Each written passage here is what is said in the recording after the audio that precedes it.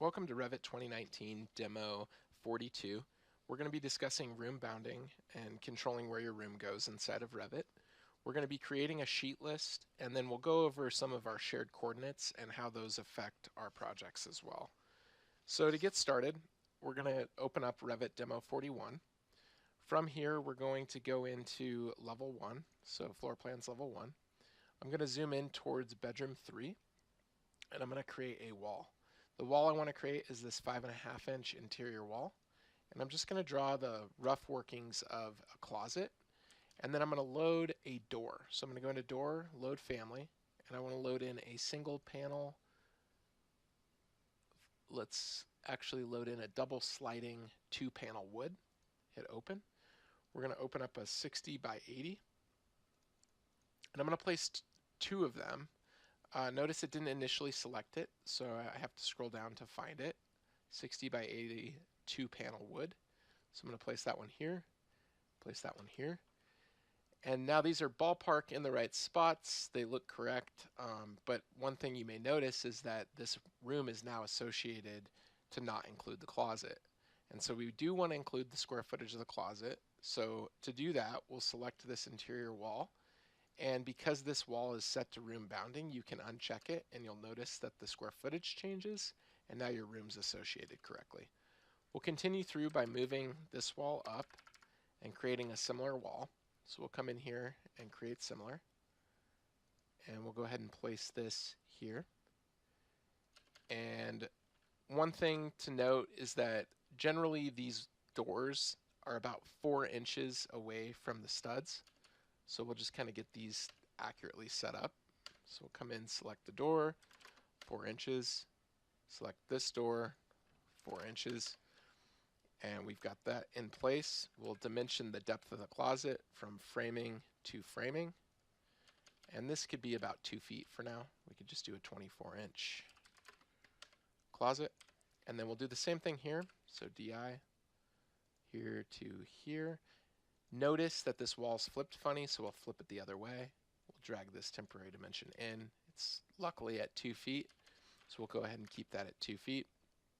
We'll right-click, create similar, place a couple more doors, and same thing, we'll dimension from stud to door framing and get that locked into 4 feet. So we're just kind of building this out. 4 inches, not 4 feet. There we go. And same thing, that wall is room bounding, so I don't want it to be room bounding, and now it's associating that. So that's a quick way to get and control where your room goes in Revit. So you've kind of learned how to create the room schedules to pull data from the project in the past lecture, and now you're learning how to control your room boundaries in this lecture. So now what I want to do is I want to create a sheet list. So you can create a list of drawings for your sheet set that will update as you create them. So what we're going to do is we're going to go into View, Schedules, and we want to create a sheet list schedule right here. And in here we're going to add sheet number, sheet name, issue date, and hit OK, and we're done with our sheet list. However, we want to sort and group by sheet number. So we're going to go to sorting and grouping and sort by sheet number, and we want to check ascending, which is ascended, hit OK, and now our list is organizing by sheet number. Let's make sure that this is sheet number and not sheet name. Hit OK. Now it's organized by sheet number. So it's very easy to make mistakes like that. Just make sure you're selecting the correct thing. So we want sheet number ascending, and now we have our sheet list in the correct order. So that's important. One thing we could do is filter by sheet number as well. So we could say it doesn't equal a .00, but we don't need to do that for this instance, but if you wanted to, you could. So if you added a sheet in here that you were thinking about adding later, you could filter it. You could also say that it does not equal unnamed. So you could come in here and say sort by sheet name. Sorry, not sort. We want to go into a filter. So we want to go into filter here by sheet name does not equal unnamed. Unnamed. And then from there, if you hit OK, anything that's unnamed, like if I deleted views out, would not show up if our filter's set up correctly. Does not equal unnamed. And one thing I could do in here is type in unnamed, and then it goes away.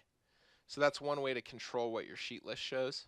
I'm going to turn that off, hit OK, and change that back to 3D views. But I essentially set this up to show up what I wanted to see. So this is able to be adjusted and placed on your cover sheet. So wherever you have your cover sheet, you can place your sheet list. The sheet list is important because this is ultimately going to show me what sheets you've created for the project. And then as you go through and build that list from our midterm project into here, you'll begin to associate and see that you have the correct sheets. And it'll also show you what the sheet issue dates are. You can change these from here as well. So you can change these values from the actual note list itself. Now, what we want to get into is kind of a shared coordinates demo. So I'm going to go ahead and save this portion real quick as demo42. So I'm going to go File, Save As, Project, demo42. And we're going to discuss shared coordinates in Revit. A Revit project has internal coordinates for all the elements that compose the model on a project. So I'm going to go to Site real quick here, just for now. And just discussing this one more time. A Revit project has these internal coordinates for all the elements that compose the model in a project. Those coordinates are known to this project only. This is acceptable if you have a standalone model whose position is not relative or relevant to other models or to a site. However, if you want the position of the model to be known to other linked models, you need to share coordinates. So what we can do is go into the site view. We'll go ahead and hide the topography. So we'll tab to select the topo and hide it by category in this view. And we're going to look at the project base point versus the project survey point. So if I hit VV and I scroll down to site, there's a project base point and a project survey point, and you'll notice that they're right here. These can be moved and adjusted. Currently it's 0, 0, 0, and the angle is set to true north of 330 degrees. Now, the project base point is a convenient location in the project, like the corner of the building. So what we could do is we could move this value, and notice that that value of the project base point moves the home. So as I'm moving this, it's actually moving the whole project. It's not moving the survey point, but it is moving that value. So what I could do is I could grab everything except for the base point, and you have to be careful doing that, but what you could do is move everything to that corner. Let's go ahead and select the base point. We can change the clip state of point. So if I move this now, it's allowing me to move the state of the point. So I can associate this here, and now it's associated to the correct value based on where I've moved it. And then that's important to know because ideally when you start a project, you should start it from that base point. That'd be a good point to start from. Now you can discuss, or I'll discuss the survey point, and you can start to understand the difference between the base point and the survey point. A survey point is a known point on the site like the intersection of property lines or even grid lines. So these can be created and moved. So survey point can be moved, so I can disassociate this to where it was and associate it to a known location. Or I could change this value to an exact known location by typing in the value and having that pull up. So those are very valuable. So we're going to pick the survey point.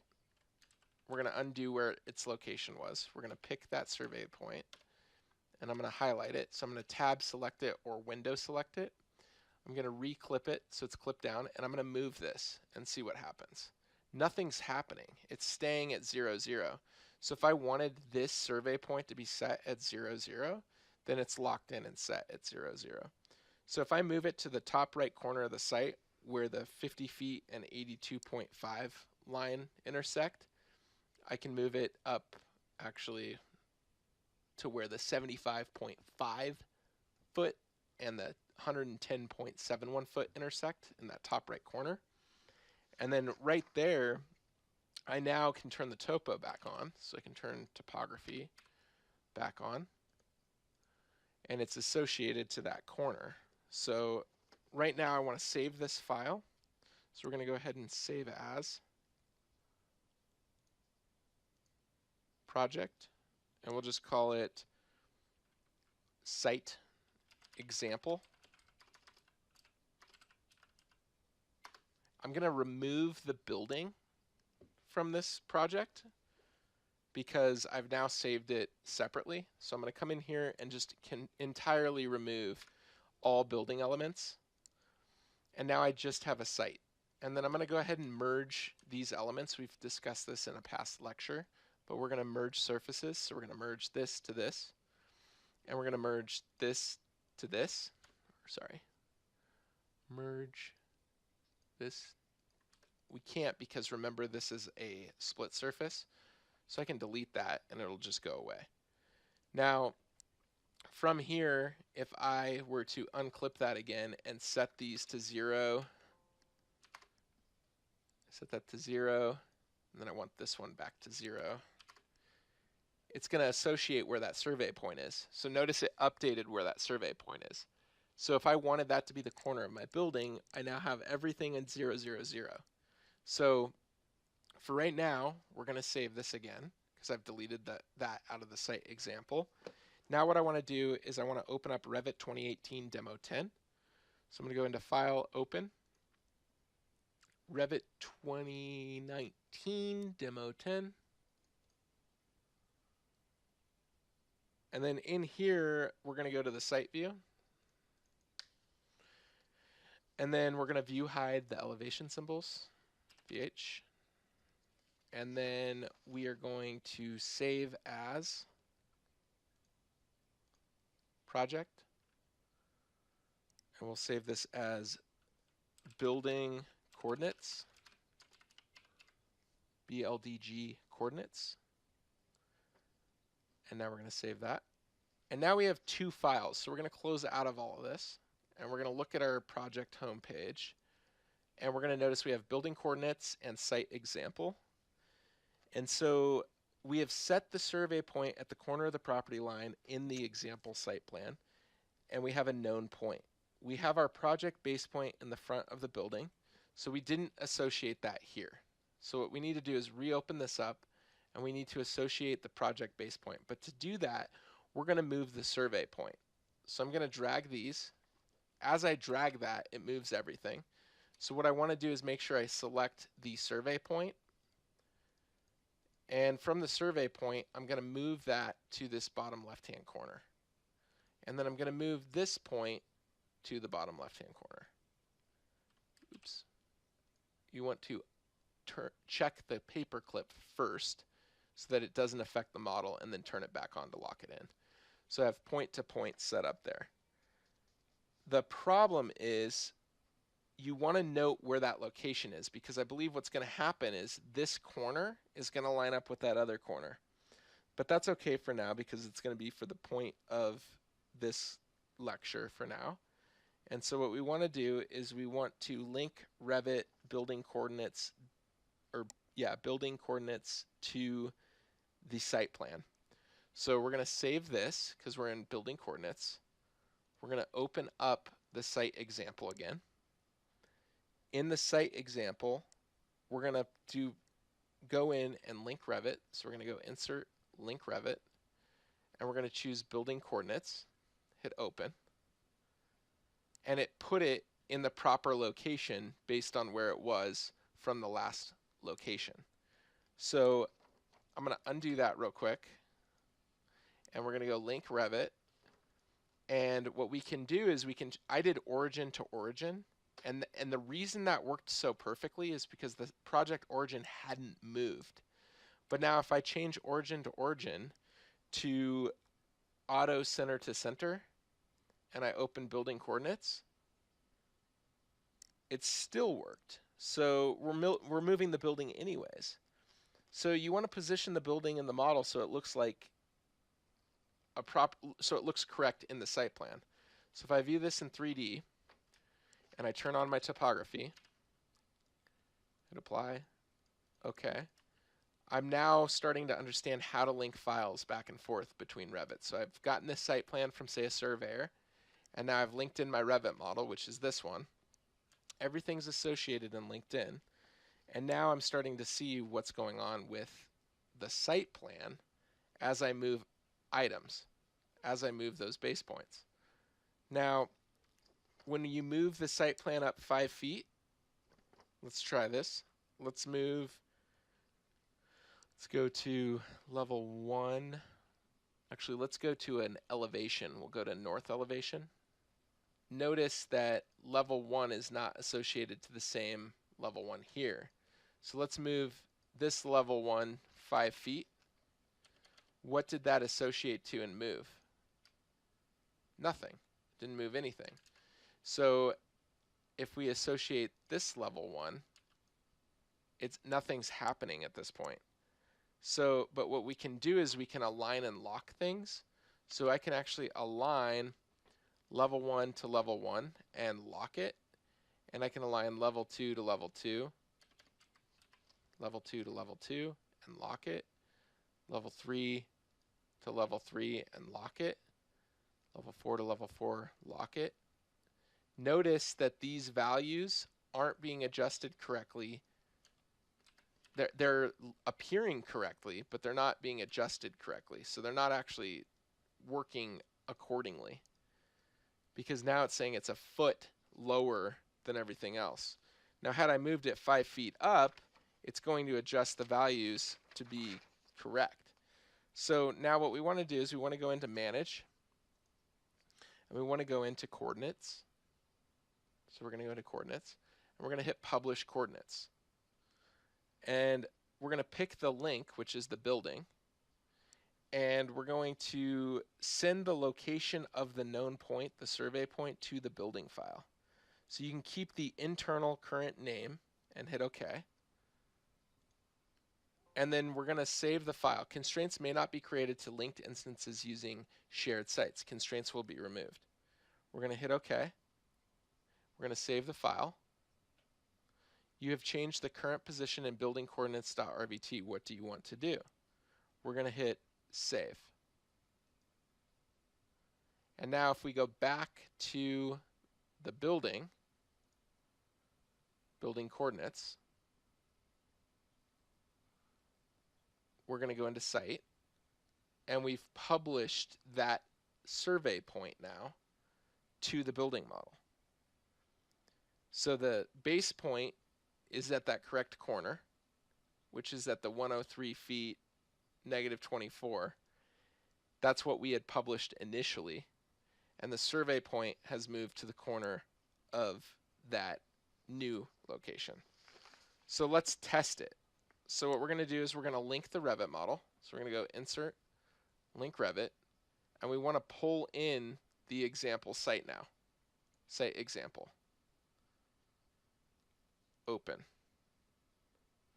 And now it pulls in at that location. So, but I didn't do by shared coordinates. So we got to undo that. Link Revit. You want to read these prompts. We're going to say by shared coordinates. And we're going to say site example, open. And now it's at the correct corner. See that corner? That's what I had adjusted. So if I change the orientation to true north, right here to true north, it's going to flip and adjust to match up correctly. So now I have my project base point in the correct location and my survey point in the correct location. That's where I want those. So everything's working. It's all up to date and it aligns and works. So that's kind of a rough rundown of project location as well as survey location. And so just understanding what those variables are used for and how you can associate them across projects is helpful. If you view this in 3D, you'll notice that everything's aligned as we did originally. And now what we're going to get into are note blocks. So we're going to move into the note blocks section. So note blocks, also called an annotation schedule, are a list of construction notes. You can create a note block and place it on a sheet. The trick is to load a generic annotation family into your project and then assign parameters to the family. We will add a parameter called key number, that will be our tag number, and a parameter called construction notes that will list construction notes. So we're going to go to File, New, Annotation Symbol, and we're going to create a generic annotation. We're going to hit Open. We're going to go into File types, which is here, and we're going to go into parameters, and we're going to add a new parameter. For this new parameter, we're going to check that it's an instance-based parameter, but it's going to be called a key number. So we're going to just call it key number. Oh, I actually created a new type, so that's important to note. You want to create a new parameter here and not a new type. So I made a typical error there. New parameter, instance-based parameter. We want to make sure it's a family parameter, key number. And then we're going to change this to text. It groups it under text. And we're checking instance. What this is going to do is ensure that every instance that's placed, it has its own state. Now what we want to do is create a new type of parameter and add a new we're going to add another new parameter called construction notes. And we're going to call this a instance-based parameter that is also of text. And we're going to hit OK, apply, OK, and we're going to delete this red text. Now we want to create a label. So we're going to create a label. And we're going to place that label at the intersection of the planes, which is here. And we're going to choose key number with sample value A, capital A, and hit OK. Apply, OK. And we're going to draw a line that's a polygon, so that same intersecting polygon. And we're going to go up with it to about here. And we're going to file save as family into our families folder. And we're going to call this Gallatin key number tag. Make sure you don't have caps on. Gallatin key number tag. Load into project. So we're going to save, load into project, and close. And now we have this in here. So we want to go to south elevation. South elevation. And in here, what we want to do is we want to go to annotate, symbol, Gallatin key number tag, and number of liters 1. And we're going to place the tag. So we'll go ahead and just place the tag. So I placed it there. You can stretch the horizontal line to the window. So I can actually grab this and place it here. And then I can left click on the tag, and then in the properties I can put in some construction notes. Notice that these are instance-based parameters, meaning if I associate a value under here and change this to A, and then I go in, I want this to be A, apply. If I copied this and went up to, say, here, it's still A, but I can make it instance-based, so I can change different notes, changing the values. So this one I can set to be bulletproof glass. So I can call this bulletproof glass. And now that's associated to that A value. So notice A is in the tag, but there's more. Now we have bulletproof tag. Bulletproof glass under construction notes. So if I go to view, schedules, and hit note block, under note block what we can do is select the Gallatin key number tag, hit OK, and then in here what we can do is we can choose key number to add, and we can add construction notes. And then we're going to hit OK, and now it's going to show us what these values are. Now I also placed B, so that value could be different. But if we go back to our south elevation, we can select our key tag number with the A inside. We copied and pasted it. We're going to move the copy to the window above, which we did, and we're going to call that B. We want to call this one one-way glass. So we're going to go one-way glass. And if you go back to the note block, which is created under schedules, note block, it's updated our keynote schedule. So if we go to exterior elevation sheet A500, which we don't have, we just have A501, that's fine. We'll see the key number tags on the right, which are associated here. And then what we can do is we can drag this note block over, which will tell us what our notes are assigning to those construction values. So it allows us to begin to really mark out and customize what our tags are saying based on the note block. So that's really helpful. Is this a good option to keynoting? I don't think so. I think that this value is kind of a patch fix. I think that it'll work in the moment, but keynoting definitely adds more value over time because you're going to bake the information into a family. So rather than creating dumb tags, it could, affect values. Now, if I placed another one of these, let's try placing a third one. Third one's placed, it's still showing the same value. It works, this can function, but it's going to create an alternative method. And what we could do is we could actually sort this schedule. So I could go in here and I could sort this. And I could say I want to sort by construction notes. And I don't want to itemize every instance. I actually want to sort by key number.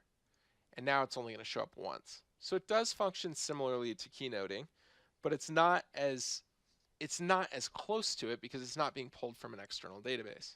Now, if you don't have a Keynote database and you're trying to get a project out the door, this might be the way to do it. So we're going to go ahead and save this as project revit2019demo42.